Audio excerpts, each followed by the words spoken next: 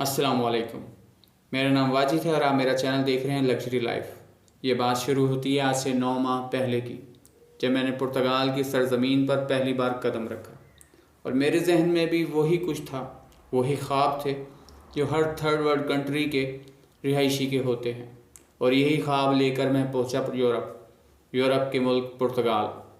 मेरे जहन में ये ख्वाब थे कि मैं वहाँ पहुँचूँगा तो मुझे किसी किस्म के कोई मसाइल नहीं होंगे, कोई एजुकेशनल मसाइल नहीं होंगे, कोई हेल्थ के मसाइल नहीं होंगे, कोई सोशल मसाइल नहीं होंगे। लेकिन वो कहते हैं ना, ख्वाब उस वक्त तक खूबसूरत लगते हैं जब तक टूट ना जाए। और मेरे साथ भी वही हुआ। मेरे ख्वाब उस वक्त टूटे, बल्कि क़यामत उस वक्त टूटी जब वहाँ के एक डॉक्टर ने यह तशख़ीस की कि मेरे छोटे बेटे, जिसका नाम मूसा है और वो 2.5 साल का है, उसकी खुराक की नाली तंग है, जिसकी बुनियाद पर वो खाना ठीक से नहीं खाता। इस सूरत हाल को देखते हुए मैं और मेरी वाइफ पिछले 2.5 साल से बहुत परेशान थे कि वो कुछ खा पी नहीं रहा था और उसका वज़न बतदरीज कम हो रहा था, ना कि बढ़ रहा था। पिछले 2 साल के अंदर उसका सेम वही वज़न था, बल्कि कम हुआ था जो 2 साल पहले था। तो ये बात किसी भी माँ बाप के लिए परेशान कुन है। ये सोच लेकर हम यहाँ के लोकल हॉस्पिटल, जिसे ये लोग सेंट्रो साउथ कहते हैं, हम वहाँ पहुँचे। वहाँ के डॉक्टर्स ने इसको देखा और ये तशख़ीस की कि इसकी खुराक की नाली बहुत तंग है, जिसकी वजह से ये ठीक से खा नहीं पा रहा। लेकिन हमारे लोकल हॉस्पिटल इतने ज़्यादा एडवांस नहीं हैं और ना ही हमारे पास वो सामान है जिसकी बुनियाद पर इस बच्चे का हम इलाज कर सकें। आपको फ़ारो जाना होगा, फ़ारो इनका मेन हॉस्पिटल है। तो हम दोनों उस बच्चे को लेके फ़ारो हॉस्पिटल चले गए। वहाँ पहुँचे तो उन्होंने कहा कि आप ऐसे ही किसी डॉक्टर को चेक नहीं करवा सकते, आपको पहले अपॉइंटमेंट लेनी पड़ती है।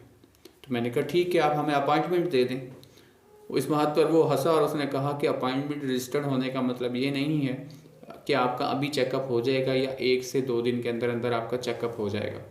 आपकी बारी आने में कभी कभी 6 माह और कभी कभी इससे भी ज़्यादा टाइम लग जाता है।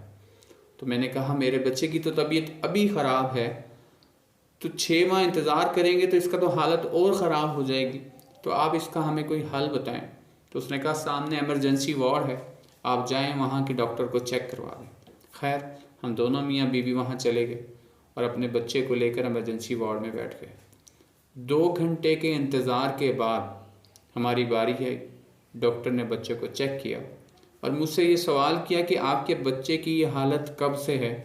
तो मैंने उन्हें अर्ज़ की कि हम तो पैदाइश के बाद से इसकी यही हालत देख रहे हैं, आज तक ये ठीक नहीं हुआ, ये ठीक से खाना पीना कुछ भी नहीं करता।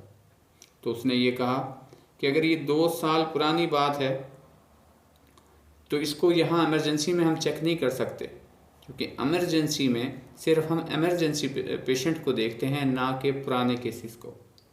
तो आप अपॉइंटमेंट लें और जाके डॉक्टर को चेक करवाएं जो इसका मुकम्मल चेकअप करे। और फिर ये बात सुनकर मैं और मेरी बीवी वहीं खड़े थे जहाँ से हम चले थे और हम वापस आ गए और एक थक हार के हमने एक प्राइवेट डॉक्टर को दिखाया।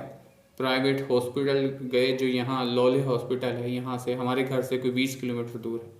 हमने वहाँ जाके चेकअप करवाया तो पहले तो चेकअप के ही 80 यूरो उन्होंने ले लिए। तो पाकिस्तानी तो अच्छे खासे बनते, और साथ ही कुछ टेस्ट भी लिख दिए। टेस्ट का मैंने पता किया तो वो 300 से 350 यूरो थे। और पुर्तगाल के अंदर जैसा कि आपको पता है कि यहाँ बेसिक सैलरी बहुत कम है, वही बेसिक सैलरी मेरी भी है, उस हिसाब से 350 यूरो तकरीबन आधी सैलरी या उससे थोड़ी कम बनती है। तो मेरे लिए वो बहुत ज़्यादा थे। तो थक खाकर दोबारा हम सेंट्रल साउथ गए, उनसे अर्ज़ की कि हम तो ये पे नहीं कर सकते, ये हमारे लिए बहुत मुश्किल है कि हम प्राइवेट चेकअप करवाएं, प्राइवेट टेस्ट करवाएं, तो ये हमारे लिए अच्छी खासी रकम है। तो रिसेप्शनिस्ट ने कहा कि मैं तो कुछ भी नहीं कर सकता इस मामले में, आपको मैं अपने बॉस से मिलवा देता हूँ, आज वो छुट्टी पर है, कल आप आइएगा तो मैं आपका मिलवा दूँगा, वो हो सकता है वो आपकी कुछ मदद कर सकें। मैंने कहा ठीक है, आप मुझे उनसे मिलवाएं तो मैं उनसे बात कर लेता हूँ। अगले दिन मैं चला गया। तो अगले दिन जब मैं उनके बॉस से मिला मैंने सारी सूरत हाल उनके सामने रखी तो वो पहले तो बड़ी फ़िक्रमंद हुई। उन्होंने कहा वाकई आपके लिए तो मसला है। उन्होंने कहा कि आप आयमा चले जाएं, उनको अपनी पूरी सूरत हाल बताएं, वो आपके लिए कोई ना कोई मसले का हल बता देंगे। मैंने कहा ठीक है। उनकी इस बात से मुझे कुछ उम्मीद हुई और मैं फ़ारूक आयमा चला गया। अपना नंबर आने के बाद मैंने उसको रिसेप्शनिस्ट को बताया कि ऐसे ऐसे मसला है, तो वो भी मुझे अपने बॉस के पास ले गई। वो बॉस भी एक ख़ातून थी, उसने मेरी सारी सूरत हाल देखी। तो मैंने उनसे अर्ज़ की कि आप हमारे तमाम पूरी फैमिली के जो SMS नंबर है वो एक्टिवेट कर दें। तो उन्होंने कहा कि पूरी फैमिली के नंबर तो मैं एक्टिवेट नहीं कर सकती, लेकिन हमारे पास एक ऐसा लॉ है जिससे हम माइनर्स को फैसिलिटेट कर सकते हैं। मैंने पूछा माइनर्स लॉ क्या है? तो उसने कहा जो छोटे बच्चे हैं हम उनको फैसिलिटेट कर सकते हैं। उनको हम जैसे TRC में बेनिफिट्स होते हैं मेडिकल के, एजुकेशनल और सोशल, वो हम उनको दे सकते हैं। तो मैंने कहा ठीक है, ये मेरा बेटा बीमार है, इसका आप कर लें। तो थोड़ी देर के बाद मेरे जहन में आया, मैंने पूछा उनसे कि क्या आप मेरे दूसरे बेटे का भी रजिस्ट्रेशन कर सकती हैं? तो उन्होंने कहा कि आप वो भी बीमार है। मैंने कहा कि बीमार तो नहीं है, हो सकता है वो भी बीमार हो जाए तो ज़रूरत तो उसे भी पड़नी है।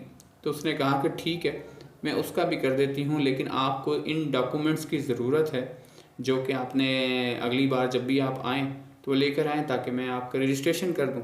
कुदरती तौर पर वो तमाम डॉक्यूमेंट्स मेरे बैग में थे।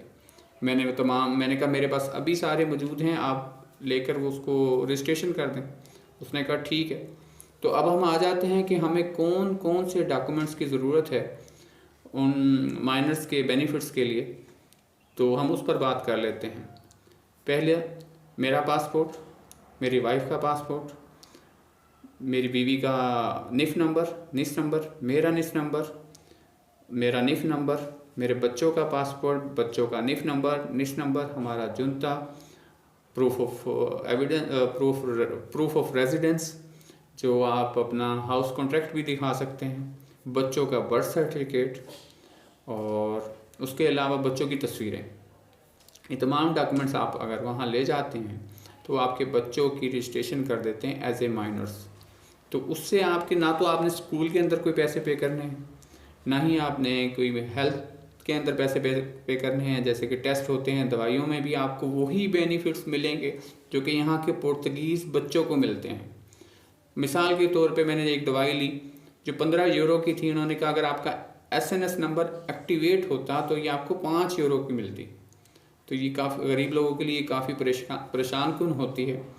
तो इसी तरह अब मेरे बच्चों का जो भी दवाई आती है वो अगर 15 यूरो की है तो वो 5 यूरो की मिलती है। तो आपको वही बेनिफिट्स मिलेंगे जो पुर्तगीज़ बच्चों को मिलते हैं। तो ये याद रखिएगा कि मेरे बच्चों की जो उम्रें हैं वो 2.5 से 5 साल है। मेरा जो छोटा बेटा है वो 2.5 साल का है और मेरा जो बड़ा बेटा है वो 5 साल का है। और वो स्कूल भी जाता है, उसको स्कूल में भी कुछ नहीं पे करना, मेडिकली भी कुछ नहीं पे करना, उसको सोशली भी इनको तमाम बेनिफिट्स मिलेंगे। तो उम्मीद है आपको ये मेरी वीडियो पसंद आई होगी, आपको ये कारआमद होगी। तो अगली वीडियो मैं इससे भी कारआमद बना रहा हूँ और आपके लिए वो भी मुफीद होगी, आपकी फैमिली सपोर्ट के लिए। तो जो जॉब भी करते हैं और इनकी फैमिली भी है लेकिन वो पूरा नहीं कर पाते, तो उनके लिए भी एक मैं अगली वीडियो बना रहा हूँ। वो मेरा अपना एक्सपीरियंस है वो भी, तो उम्मीद है वो भी आपको अच्छा लगेगा। लेकिन प्लीज़ मेरे चैनल को सब्सक्राइब करें, लाइक करें और शेयर करें। जज़ाकल्लाह।